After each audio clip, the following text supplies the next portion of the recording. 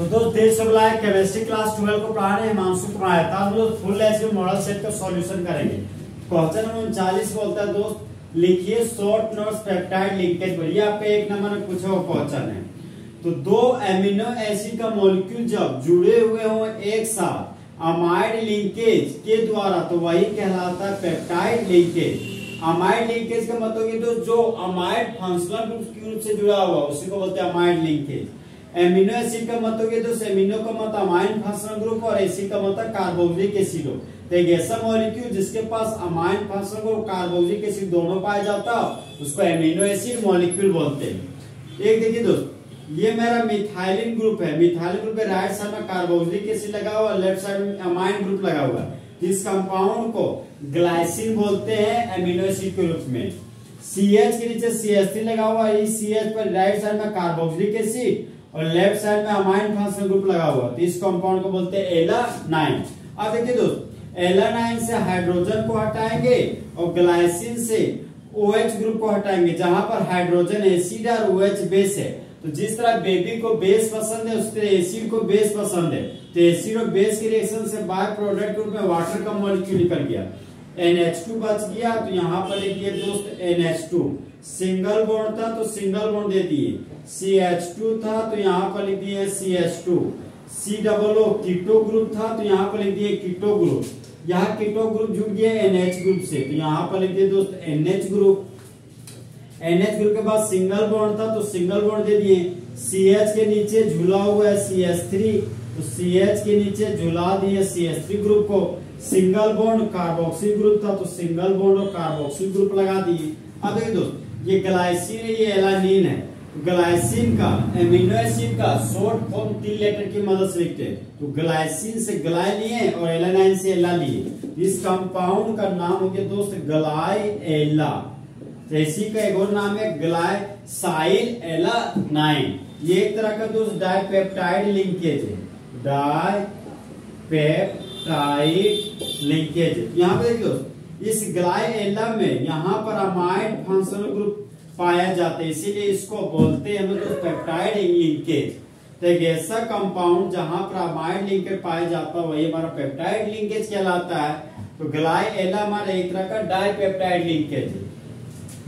अब देखिए next question हमारा क्वेश्चन नंबर 40 का B नंबर क्वेश्चन है ग्लाइकोसाइडिक लिंकेज। ये भी आपका दोस्त एग्जाम में 1 नंबर में क्वेश्चन पूछा हुआ है। बोलता है कि ऑक्साइड का लिंकेज है ग्लाइकोसाइडिक लिंकेज जो दो मोनोसैकेराइड इकाइयों से जुड़ा हुआ एक साथ वही कहलाता है ग्लाइकोसाइडिक लिंकेज।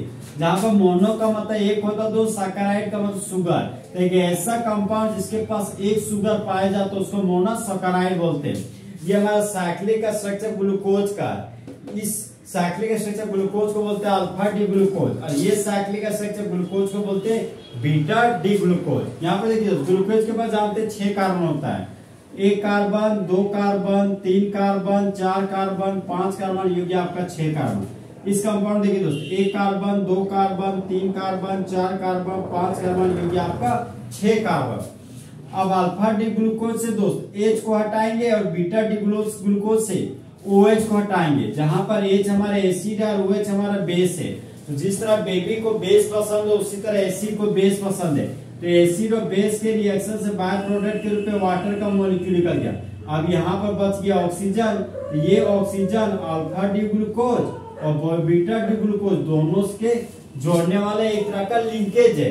तो जब अल्फा डी ग्लूकोज और बीटा डी ग्लूकोज ऑक्सीजन की मदद से जुड़ा हुआ हो तो उसको ग्लाइकोसाइडिक लिंकेज बोलते हैं। इसी ऑक्सीजन को बोलते हैं दोस्त ऑक्साइड लिंकेज। अब क्वेश्चन नंबर 39 का C नंबर क्वेश्चन है दोस्त बोलता आरएनए में उपस्थित बेस का नाम लिखे। आरएनए में जो बेस उपस्थित होता है दोस्तों आपको यूरासिल बेस होता है। फिलहाल दोस्त बेस तो जनरली 5 प्रकार होता है। AGC मानिए A का मतलब हो गया एडिनाइन, G का मतलब गुआनाइन, C का मतलब साइटोसिन और आपका एक है थायमाइन और एक आपका यूरासिल। तो जो हमारा आरएनए का फुल फॉर्म हो गया राइबो न्यूक्लिक एसिड। यहाँ पर आरएनए में पाया जाने वाला शुगर आपका दोस्त राइबो शुगर और आरएनए में पाया जाने वाला बेस आपका यूरासिल बेस। लेकिन अगर डीएनए में बेस पूछता तो वहां पर मारते थायमिन बेस और डीएनए का फुल फॉर्म बोलते तो डीऑक्सी राइबो न्यूक्लिक एसिड बोलते। और डीएनए में पाए जाने शुगर का नाम है डीऑक्सीराइबो शुगर। इस तरह दोस्त क्वेश्चन नंबर 39 का फुल एजिंग सॉल्यूशन क्या हो गया, खत्म।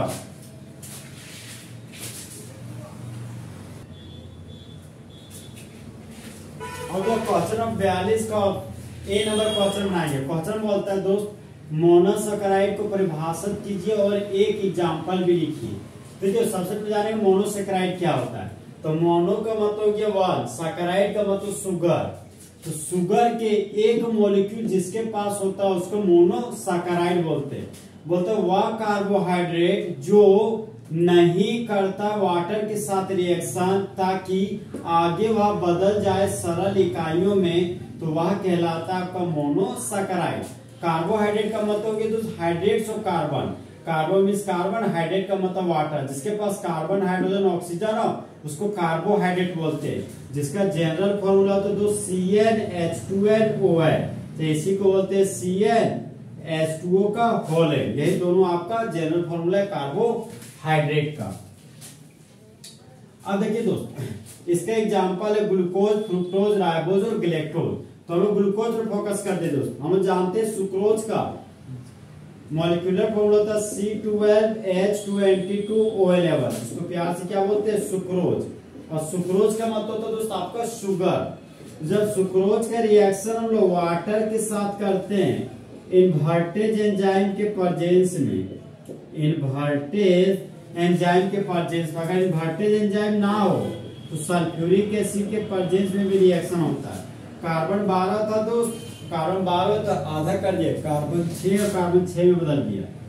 इसका आधा हो गया कार्बन 6 और कार्बन 6। हाइड्रोजन 22 से 2 गया हाइड्रोजन 24। तो 12 लेफ्ट साइड को दिया और राइट साइड को 12 दिए। तो हाइड्रोजन 12 होगी लेफ्ट साइड और हाइड्रोजन 12 होगी मेरे राइट साइड। ऑक्सीजन 11 हो गया 12, तो ऑक्सीजन लेफ्ट साइड हो गया 6 और राइट साइड हो गया ऑक्सीजन 6। तो सुक्रोज का रिएक्शन जब वाटर के साथ करते हैं इन्वर्टेज एंजाइम के प्रेजेंस में, तो प्रोडक्ट के रूप में दोस्त ग्लूकोज और फ्रुक्टोज बनता है। जहां पर हमारा दोस्त सुक्रोज एक तरह का कार्बोहाइड्रेट है, तो कार्बोहाइड्रेट टूट जा रहा है ग्लूकोज और फ्रुक्टोज में।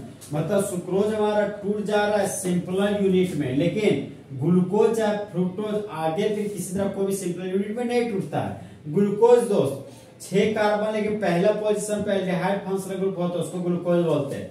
फ्रुक्टोज 6 कार्बन होना चाहिए लेकिन सेकेंड कार्बन पर कीटोन फंक्शनल ग्रुप पाया जाना चाहिए, उसको फ्रुक्टोज बोलते हैं। फ्रुक्टोज हमारा फ्रूट में अक्सर पाया जाता है। अब देखिए ग्लूकोज, ग्लूकोज का जनरल फॉर्मूला होता है C6H12O6। तो यहाँ पर C6H12O6, इसका रिएक्शन वाटर के साथ कर दिए जाइमेज एंजाइम के प्रेजेंस में, तो देखते हैं कि 2 मोल इथानॉल बन जाता है। अब देखिए दोस्त ये तो ग्लूकोज का रिएक्शन वाटर के साथ किया जाइमेज एंजाइम के प्रेजेंस में, तो 2 मोल इथानॉल बन गया था। देखिए दोस्त इथानॉल आपका एक तरह का कार्बोहाइड्रेट नहीं है, इसीलिए ग्लूकोज को कभी भी सिंपलर यूनिट में तोड़ा नहीं जाता है। लैंग्वेज हमारा यही बोल रहा था दोस्त, लैंग्वेज बोल रहा था कि वह कार्बोहाइड्रेट जिसका रिएक्शन वाटर के साथ करने पर वह आगे सिंपलर इकाइयों में नहीं टूटता है, वही कहलाता है मोनोसैकेराइड। अब हम लोग दोस्तों आते हैं क्वेश्चन नंबर बी में। बोलता है क्या है रिड्यूसिंग शुगर और एक एग्जांपल लिख दीजिए। सबसे पहले रिड्यूसिंग शुगर जानते हैं दोस्तों, वह शुगर जो रिड्यूस हो जाता है टॉलरेंस रिएजेंट और फैलिंग रिएजेंट के द्वारा, वह कहलाता है आपका रिड्यूसिंग शुगर। जहां पर टॉलरेंस रिएजेंट और फैलिंग रिएजेंट एक तरह का वीक ऑक्सीडाइजिंग एजेंट है। एल्डिहाइड ऑक्सीडेशन से कार्बोक्सिलिक एसिड बनता है दोस्त, तो हमारा टॉलरेंस रिएजेंट फैलिंग रिएजेंट क्या है, वीक ऑक्सीडाइजिंग एजेंट। इसका एग्जांपल है दोस्त ग्लूकोज। ग्लूकोज का जनरल फॉर्मूला होता है तो CHO, ये हो गया CHOH का होल फॉर्म, नीचे आपका CH2OH। तो देखिए दोस्त टॉलरेंस रिएजेंट का यूज करते हैं, तो टॉलरेंस रिएजेंट का यूज किया जा रहा है। यहाँ पर हो गया मेरा ये टॉलरेंस रिएजेंट। तो हम लोग जानते हैं कि टॉलरेंस रिएजेंट एक तरह का वीक ऑक्सीडाइजिंग एजेंट है। टॉलरेंस रिएजेंट की जगह पर ब्रोमीन वाटर लेंगे तो वो भी एक तरह का वीक ऑक्सीडाइजिंग एजेंट है। तो यहाँ पर एल्डिहाइड के ऑक्सीडेशन से कार्बोक्सिलिक एसिड बन जाता है, तो यहाँ पर लगा दिए COOH। CHOH का होल फॉर्म था तो यहाँ पर लगा दिए CHOH का whole form. Single bond CH2OH था, तो यहाँ सिंगल बॉन्ड CH2OH लिख दिए। तो ये हमारा बन गया दोस्त ग्लूकोनिक एसिड, ग्लूकोनिक एसिड। तो जब ये हमारा ग्लूकोज है दोस्त, यहाँ पर लिख दिए ग्लूकोज। तो जब ग्लूकोज का रिएक्शन टॉलेंस रिएजेंट और फेरिक रिएजेंट के साथ करते हैं तो ग्लूकोनिक एसिड बनता है। तो एक ऐसा शुगर जो टॉलेंस रिएजेंट और फेरिक रिएजेंट से खुद को रिड्यूस कर देता, उसको रिड्यूसिंग एजेंट बोलते हैं, रिड्यूसिंग शुगर बोलते हैं। और एक ऐसा शुगर जो टॉलेंस रिएजेंट और फेरिक रिएजेंट की वजह से खुद को रिड्यूस नहीं करता, उसको बोलते हैं नॉन रिड्यूसिंग शुगर। इस तरह जो फुल एचडी में आज का मॉडल सेट का सॉल्यूशन क्या हो गया, खत्म। तो दोस्त जले हुए को आग और बुझे हुए को राख कहते हैं, और जो राख को बारूद बना दे उसे हिमांशु कुमार कहते हैं।